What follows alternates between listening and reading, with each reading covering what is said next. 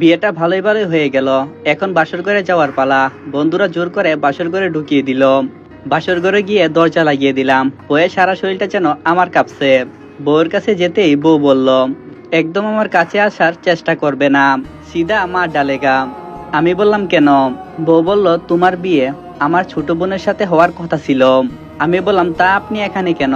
আপনার ছোট বোন এখন কোথায়? তখন বউ বলল, আমার বোন তার বয়ফ্রেন্ডের সাথে পালিয়ে গিয়েছে। আমি বললাম, মার ডালেগা, আপনি এখানে কেন বসে আছেন? বউ বলল, তোমার সাথে আমার বিয়ে হয়েছে বলে। আমি বললাম, আরে আমি এটা বলিনি, বলেছি আপনার কি কোনো বয়ফ্রেন্ড নেই? বউ বলল, না নেই। কেন? আমি বললাম, থাকলে আপনিও পালিয়ে গিয়ে আমাকে উদ্ধার করুন। বউ তো দেখি অগ্নিদৃষ্টিতে আমার দিকে তাকিয়ে আছে। আমি ভয়ে চুপসে গেলাম। বউ বলল, আমার কাছে কখনো বর অধিকার দেখাতে আপনি আসবেন না। আমি বললাম, বাঁচাইলেন আমারে। বউ বলল, কেন, কি হয়েছে আপনার? আমি বললাম, আসলে এই বিয়েতে আমার বিন্দুমাত্র ইচ্ছে ছিল না। বউ বলল, তাহলে করলে কেন? আমি বললাম, বাবা মা জোর করে বিয়ে দিয়েছে। আচ্ছা, আপনার নাম কি? বউ বলল, আমার নাম মায়া। তোমার? আমি বললাম, আমার নাম রাব্বি। আচ্ছা, আপনি আমার কত বছরের বড়? বউ বলল, আমি জানবো কি করে যে আমি আপনার কত বছরের বড়? আমি বললাম, আপনি কোন ক্লাসে পড়েন? বউ বলল, অনার্স চতুর্থ বর্ষে। আর তুমি? আমি বললাম, দ্বিতীয় বর্ষে। তাহলে আপনি আমার থেকে 2 বছরের বড়। তাহলে আমি আপনাকে আপনি বলেই ডাকবো। বউ বলল, কেন, নাম ধরে ডাকবা? তখন আমি বললাম, মার ডালেগা, আপনি তো আমার বড়, তাহলে নাম ধরে ডাকবো কেন? বউ বলল, তাহলে কি বলে ডাকবে? আমি বললাম, আপু বলে ডাকবো। তখনই দেখলাম বউ আমাকে ঠাস করে একটা থাপ্পড় মারলো। বাসর রাতেই বউর হাতের থাপ্পড়, আহ কি মজা!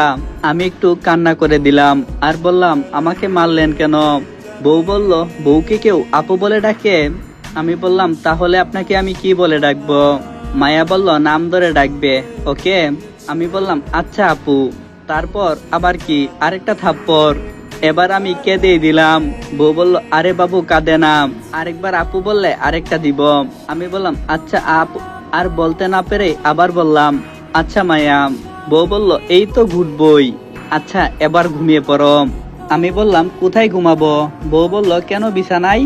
আমি বললাম, আপনি তো বললেন আপনার কাছে না যেতে।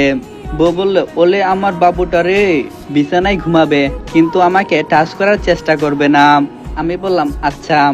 এতক্ষণ গল্প করলাম, আমার পরিচয়টাই দিলাম না, তাহলে শুনে নেন আমার পরিচয়। আমি রাব্বি, বাবা মায়ের একমাত্র ছেলে। অনার্স দ্বিতীয় বর্ষে পড়ি। বাবা মা জোর করে বিয়েটা দিয়েছেন, আর উনি তো আমার বড় আপু। আরে না, উনি আমার বউ, নাম মায়া, আমার থেকে 2 বছরের বড়। সকালে ঘুম ভাঙলো মায়ার ডাকে। মায়া বলল, এই উঠো। তখন আমি বললাম, কে আপনি? মায়া বলল, কে মানে, কাল রাতে বিয়ে করে আমাকে ভুলে গেছিস? আমি বললাম, কাল আমি বিয়ে কবে করলাম? তার মানে এটা স্বপ্ন ছিল না? তখন মায়া বলল, সিধা মার ডালেগা, কালকে তুই আমাকে বিয়ে করছিস আর আজকেই ভুলে গেছিস? আমি বললাম, তাহলে আমি সত্যিই কালকে বিয়ে করেছিলাম? মায়া বলল, তাহলে কে করেছে? আমি বললাম, ও, তাহলে মনে পড়ছে। আচ্ছা, কাকে বিয়ে করেছিলাম? মায়া বলল, কাকে আবার, আমাকে? আমি বললাম, ও, তাহলে তুমি আমাকে তুই করে বলছো কেন? মায়া বলল, আমি তোর থেকে বড় তাই। আমি বললাম, আচ্ছা, তাহলে আপনি তো ওই রাতের আমার বড় আপু। কি ভাবছেন আবারও থাপ্পড় খেলাম? হ্যাঁ, এবারের থাপ্পড়টা কাল রাতের চেয়ে অনেক জোরে মারলো। মায়া বলল, তোকে না কত করে বললাম আমাকে বড় আপু ডাকবি না, আমার নাম ধরে ডাকবি, ওকে? আমি গালে হাত বুলিয়ে বুলিয়ে বললাম, আচ্ছা। কি মেয়ে রে বাবা, হাতে কি জোর, স্বামীকে আবার ধরে মারে। আমার সৌভাগ্য, বাসর রাতে বউয়ের হাতে চোর খেলাম। রাতের গুলো এখনো হজম হয়নি, এর আগে সকালবেলা আরেকটা খেলাম। আমি এসব ভাবছি, তখন মায়া বলল, কি বিড়বিড় করছো? আমি বললাম, কিছু না। মায়া বলল, এখন তুই যা, ফ্রেশ হয়ে নে। হাই হাই, আপনাদের সাথে কথা বলতে বলতে আমি ফ্রেশ হওয়ার কথাটা ভুলে গেছিলাম। গেলাম বাথরুমে, গিয়ে ফ্রেশ হয়ে চলে এলাম। দেখলাম মায়া আমার জন্য অপেক্ষা করছে। মায়া বলল, কি ফ্রেশ হওয়া শেষ হলো? আমি বললাম, জি। মায়া বলল, তাহলে বাইরে চলুন। কি ব্যাপার, বউ দেখি আমারে আপনি করে কথা বলে, বিষয় কি? কোন একটা গোলমাল পাকাচ্ছে মনে হয়। এমনিতে চোর খেতে খেতে গালের অবস্থা নাজেহাল, এখন যদি আরেকটা দেই তাহলে তো আমি শেষ। মায়া বলল, কি হলো, কি ভাবছো? আমি বললাম, না কিছু না। মায়া বলল, তাহলে চলো। আমি বললাম, আচ্ছা। আপনি আমাকে তুমি করে বলছেন কেন? মায়া বলল, সবার সামনে তো তোমাকে তুই করে বলতে পারবো না তাই। আর হ্যাঁ, তুমি আমাকে তুমি করে বলবে। আমি বললাম আচ্ছা। বউর সাথে বাহিরে গেলাম। বাহিরে অনেক লোক, মনে হয় শ্বশুর বাড়ির সবার সাথে পরিচয় পর্বটা শেষ করে নিলাম। বিকেলে শ্বশুর বাড়ির সবাই চলে গেল, আমিও চলে গেলাম বন্ধুদের সাথে আড্ডা দিতে। আবুল মামার চায়ের টঙে গিয়ে দেখলাম প্রায় সবাই বসে আছে।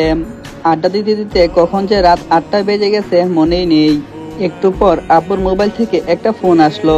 আমি বললাম হ্যালো। আব্বু বলল ওই, তারপর একটা গালি দিল, থাক আর কইলাম না। আব্বু বলল তুই কোথায়? আমি বললাম আমি তো আবুল মামার চায়ের টঙ্গে বসে আছি। আব্বু বলল তুই এক্ষুনি বাড়িতে আয়, বলে ফোন কেটে দিল। বাড়িতে ঢুকার সাথে সাথে আব্বু চর মারলো। আমি তো বেবাচিকা খেয়ে গেলাম, এ কি করলাম যার জন্য আব্বু আমাকে চর মারলো। আব্বু বলল মানে আরেকটা গালি দিল, কোন সময় বাসা থেকে বের হইছিস আর এখন তুই বাসায় ফিরে আসছিস? মেয়েটা বিকাল থেকে না খেয়ে বসে আছে। আমি তখন ঘরে গেলাম, গিয়ে দেখলাম মায়া বসে আছে। আমাকে দেখেই আমার কাছে আসলো আর আমার কলার ধরে বলতে লাগলো কোথায় ছিলিস সারাদিন? তখন আমি বললাম আমি তো বন্ধুদের সাথে ছিলাম। মায়া বলল তাই বলে কি এত রাত পর্যন্ত থাকবি? কাল থেকে সন্ধ্যার পর তোকে যেন আমি বাসায় দেখি। বাসা থেকে বের হলে দুইটা ঠ্যাং ভাঙ্গিয়া ঘরের ভিতরে পঙ্গু করে রাইখা দিমু। আমি বললাম কেন? তখনই মায়া বলল আমার মুখের উপর কথা বলিস, এই বলে আরেকটা থাপ্পড় মারলো। আমি বললাম আচ্ছা, আমার কলার ছাড়ুন। আর আমাকে আগে বলেন আপনি বিকালে কোনো কিছু খাননি কেন? মায়া বলল তুই খাসনি তাই খাইনি। আমি মনে মনে বললাম মার ডালা রে। মায়া বলল কি হলো, এভাবে চেয়ে আছো কেন? আমি বললাম আমি খাইনি বলে আপনিও খাননি? মায়া বলল হ্যাঁ। তখন আমি বললাম আমি না খেলে আপনার কি? মায়া তখন আমার কলার ধরে আমাকে যা করলো তা আমি কল্পনাও করতে পারিনি। মায়া তার ঠোঁট